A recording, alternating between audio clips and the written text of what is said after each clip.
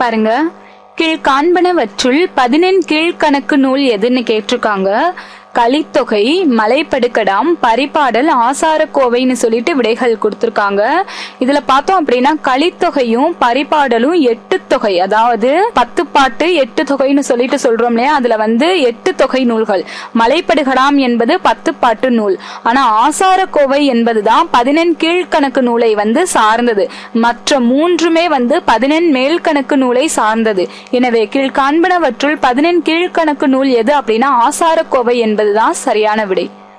அதுக்கப்புறம் பாருங்க, நெல்லும் உயிரன்றே என்னும் பாடலை பாடியவர் யாருன்னு கேட்டிருக்காங்க. அம்மூவனார், கோவூர் கிழார், ஔவையார், மோசிகீரனார்னு சொல்லிட்டு விடைகள் கொடுத்திருக்காங்க. இதுல பார்த்தோம் அப்படின்னா நெல்லும் உயிரன்றே, நீரும் உயிரன்றே, மன்னர் உயிர்த்தே மலர்தலை உலகம்னு சொல்லிட்டு அந்த காலத்து அரசனை புகழ்ந்து பாடினாங்க. நெல்லும் நீரும் உயிர் கிடையாது, மன்னரை கொண்டே உயிர் இருக்கிறது. மன்னர் உயிர்த்தே இந்த உலகத்துக்கு எல்லாம் மன்னரை கொண்டே தான் எல்லாமே செயல்படுதுன்னு சொல்லி பாடியிருக்காங்க. யாரு அப்படின்னா மோசிகீரனார் என்பதுதான் சரியான விடை. அதாவது அரசாட்சி நடந்த காலத்துல அரசரை புகழ்ந்து பாடுதல் என்பது ஒரு பாடான் திணையாகவே இருந்தது.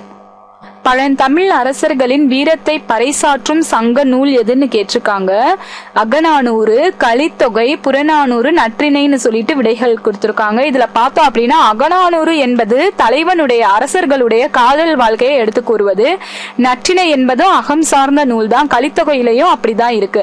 ஆனா புறநானூறு மட்டும்தான் தமிழர்களோட, அதாவது பழந்தமிழ் அரசர்களோட வீரம், கொடை போன்ற வீரம் சார்ந்த விஷயத்தை பறைசாற்றக்கூடிய ஒரு நூலாக இந்த புறநானூறு இருக்கு. எடுத்துக்காட்டா பார்த்தோம் அப்படின்னா பாரியுடைய புகழ ஔவையார் பாடியிருப்பாங்க. கபிலருடைய புகழ பரணர் பாடியிருப்பாரு. ஒரு பாட்டு பார்க்கணும் அப்படின்னா, பாரி பாரி என்று பல ஏத்தி ஒருவர் புகழ்வார் சென்னா புலவர், பாரி ஒருவனும் அல்லர் மாரியும் உண்டு இங்கு உலகு புறப்பு அதுவே என்பது போல பாரியை போல கொடுப்பதில் இந்த உலகத்தில் மாரியை தவிர வேற எதுவும் இல்லை. மழையை போல பாரியை போல கொடுப்பதுல மழையை தவிர வேற யாரும் இல்லைன்னு சொல்லிட்டு ஔவையார் பாடியிருப்பாங்க. இந்த மாதிரி அரசர்களோட வீரத்தை பறைசாற்றக்கூடிய கொடை போன்ற கொடையானாலும் சரி, பிற அரசர்களோட போர் செஞ்சு வெற்றி பெற்று தன்னோட நாட்டை பிற நாட்டை கைப்பற்றக்கூடிய அந்த வீர நிகழ்வானாலும் சரி, எல்லாத்தையும் எடுத்து விளக்குற ஒரு வரலாற்று களஞ்சியமா இருக்கக்கூடிய நூல் எது அப்படின்னா புறநானூறு தான் சரியான விடை. அதுக்கப்புறம் பார்த்தோம்னா மோசிகீரனார் என்னும் பெயரில் மோசி என்பது எதை குறிப்பதுன்னு கேட்டிருக்காங்க. குலம், குடி, ஊர், இனம்னு சொல்லிட்டு விடைகள் கொடுத்திருக்காங்க. அதாவது ஊர் என்பதுதான் சரியான விடை. மோசி என்பது ஒரு ஊரை குறிக்கும். கீரனார் என்பது அவருடைய பெயர். அவரோட பெயரோட சேர்த்துக்கிட்டு மோசி அப்படின்ற ஊர் பெயரையும் சேர்த்து வழங்கிய புலவர் தான் இவர். அதாவது மோசிகீரனார் என்னும் பெயரில் மோசி என்பது எதை குறிப்பது அப்படின்னா ஊரை குறிப்பது என்பது சரியான விடை. அதுக்கப்புறம் மோசிகீரனாருக்கு கவரி வீசிய மன்னர் யாருன்னு கேட்டிருக்காங்க. அதாவது அந்த காலத்துல அரசர்கள் புலவர்களை ரொம்பவே மதிச்சு வாழ்ந்தாங்க. புலவர்களும் அரசரை புகழ்ந்து பாடுறது ஒரு பக்கம் இருந்தாலுமே அரசர்கள் புலவர்களுக்கு மிகவும் மரியாதை கொடுத்து வாழ்ந்தாங்க. எனவே மோசிகீரனாருக்கு கவரி வீசிய மன்னர் யாருன்னு கேட்டிருக்காங்க. சேரன் செங்குட்டுவன், கரிகார் சோழன், பாண்டிய நெடுஞ்செழியன், சேரமான் பெருஞ்சேரல் இரும்பறைன்னு சொல்லிட்டு விடைகள் கொடுத்திருக்காங்க. இதுல பார்த்தோம்னா சேரமான் பெருஞ்சேரல் இரும்பறை என்பதுதான் சரியான விடை. அதாவது மோசிகீரனார் என்கின்ற புலவருக்கு கவரி எடுத்து வீசிய மன்னர் சேரமான் பெருஞ்சேரல் இரும்பறை.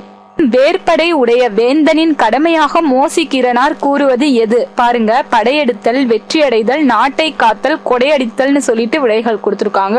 இந்த நாலுமே மன்னருடைய கடமை தான். ஆனா பார்த்தோம் அப்படின்னா மிகவும் முக்கியமான கடமை என்ன அப்படின்னா நாட்டை காத்தல் தான் மிகவும் முக்கியமான கடமை. ஒரு அரசனுக்கு காவலன் அப்படின்னு ஏன் பேர் வருது அப்படின்னா நாட்டை பாதுகாக்க கூடிய ஒரு நிலையில இருப்பதாலதான் அவருக்கு காவலன் சொல்லிட்டே பேர் கொடுத்திருக்காங்க. எனவே வேற்படையை உடைய வேந்தனின் கடமையாக மோசிகீரனார் கூறுவது யாது அப்படின்னா நாட்டை காத்தல் என்பதுதான் சரியான விடை. அதுக்கப்புறம் பாருங்க, முதுமொழி காஞ்சியின் ஆசிரியர் யாருன்னு கேட்டிருக்காங்க. பூதன் சேந்தனார், கபிலர், மதுரை கூடலூர் கிழார், மாங்குடி மருதனார்னு சொல்லிட்டு விடைகள் கொடுத்திருக்காங்க. இதுல பார்த்தோம் அப்படின்னா மதுரை கூடலூர் கிழார் தான் சரியான விடை. முதுமொழி காஞ்சி, காஞ்சி என்பது நிலையாமையை குறிக்கக்கூடிய ஒரு சொல். அதாவது மதுரை காஞ்சின்னு ஒண்ணு இருக்கு, அது மாங்குடி மருதனாரால ஏற்றப்பட்டது. அதாவது காஞ்சி என்ற அந்த திணையோட பொருள் என்ன அப்படின்னா நிலையாமையை எடுத்து சொல்லுவது. எனவே முதுமொழி காஞ்சியின் ஆசிரியர் யார் அப்படின்னா மதுரை கூடலூர் கிழார் என்பது சரியான விடை. இளமையை காட்டிலும் சிறந்தது எதுன்னு கேட்டிருக்காங்க. அழகு, முதுமை, நோயற்ற வாழ்வு, செல்வம்னு சொல்லிட்டு விடைகள் கொடுத்திருக்காங்க. இதுல பார்த்தோம் அப்படின்னா நல்லா யோசிச்சு பார்த்தோம் அப்படின்னா இளமையை காட்டிலும் சிறந்தது நோயற்ற வாழ்வு தான். சில பேர் இளமையிலேயே நோய் தாக்கி முதுமை அடைஞ்சவங்களா இருப்பாங்க, அவர்களுடைய இளமை வீணாகி விடும். இன்னொரு சில பேர் எவ்வளவுதான் முதுமை வயசானாலுமே நோய் இல்லாத வாழ்வு வாழ்ந்துட்டு இருப்பாங்க. எனவே இளமையை காட்டிலும் சிறந்தது நோயற்ற வாழ்வே சிறந்தது. அதுக்கப்புறம் முதுமொழி காஞ்சியின் வேறு பெயர் என்னன்னு கேட்டிருக்காங்க. அறிவுரை கோவை, முதுகோவை, அறிவுரை கோவை, காஞ்சின்னு சொல்லிட்டு விடைகள் கொடுத்திருக்காங்க. இதுல பார்த்தோம் அப்படின்னா சரியான விடை என்னன்னா அறவுரை கோவை என்பதுதான் சரியான விடை. அதாவது முதுமொழி காஞ்சியின் வேறு பெயர் அறவுரை கோவை. அறவுரை கோவையில் அமைந்துள்ள அதிகாரங்கள் எத்தனைன்னு சொல்லிட்டு கேட்டிருக்காங்க. 10, 20, 100, 50ன்னு சொல்லிட்டு விடைகள் கொடுத்திருக்காங்க. அறவுரை கோவைனாலும் முதுமொழி காஞ்சினாலும் ஒண்ணுதான். அறவுரை கோவையில 10 அதிகாரங்கள் அமைஞ்சிருக்கு.